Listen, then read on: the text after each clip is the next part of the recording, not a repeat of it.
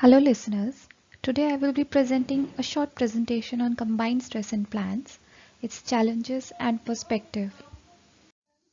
We know that plants are source of food for humans and other animals. It provides us food in different forms such as grain, cereal, fruits, vegetables, etc.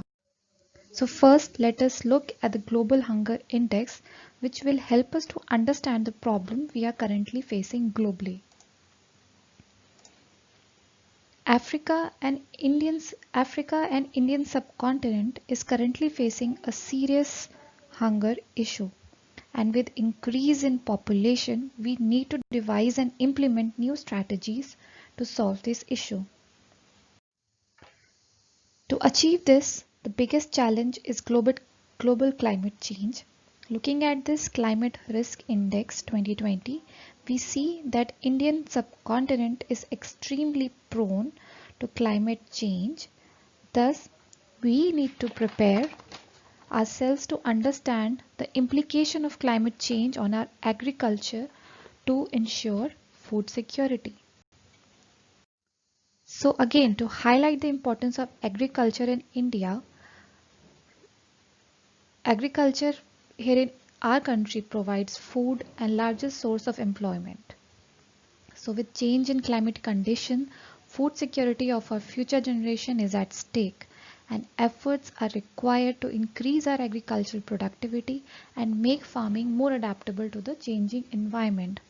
So here the pictures show three different conditions on any agricultural field which are possible. The first one is a healthy agricultural field, second one is a drought stress agricultural field, and third one is a flooded agricultural field. So moving on, we all know that plants grow in various different habitats, cold habitats like tundra and taiga, deserts and grasslands. But they are not alone. There are other factors which interact with these plants and affect their growth and yield. This interactive triangle will help you understand this. Growing plants are prone to diseases which can arise due to two types of interactive factors, namely biotic and abiotic. So biotic or pathogenic factors being bacteria, fungi, virus, nematode, whereas abiotic factors could be environmental factors such as light, water, salinity. So a healthy plant is always a result of its surrounding. Any imbalance in one of these factors will result in an unhealthy plant growth, and there's a need to understand this interrelationship between plant and its various environmental factors. So the big question here is, what is combined stress?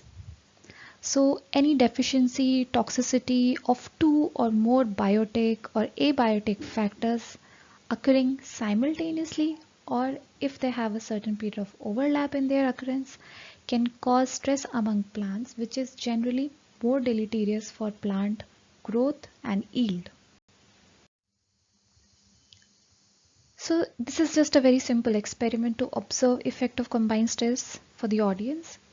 You can take any plant, similar three plant in a pot, and since water and light are two most common and abundant factors which are available, so we will study these combined effect of these two factors. So what you can do is, you can have three conditions. First one being where you give normal water and light to the plant. Second one is where only one of the factor is deficient, either water or light. And third condition where both water and light are missing while the plant is growing. You can then observe it yourself to see which treatment will cause more damage. Moving on to a published report in Nature Scientific report by Dr. Senthil's lab, wherein the authors have shown impact of drought stress on simultaneously occurring pathogen infection in field grown chickpea. So the pathogen here they have used a fungal pathogen, fungi, Fusarium solani. So picture here shows that under combined stress, the chickpea plant shows reduced growth compared to untreated and single stress drought and single stress pathogen. The arrows here shows yellowing of leaf. So to summarize, the message here is that response of plant under combined stress could be due to change in physiology or biochemical response. So this knowledge will help us devise and implement strategies to build a climate resilient agricultural practice. These are few research organizations in India which are working on combined stress area. First being the Indian Council of Agriculture Research in Delhi, Tamil Nadu Agricultural University, National Institute of Plant Genome Research in Delhi, and Punjab Agricultural University.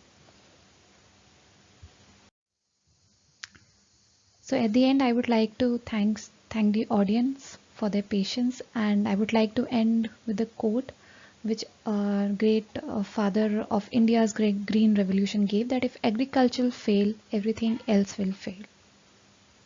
Thank you.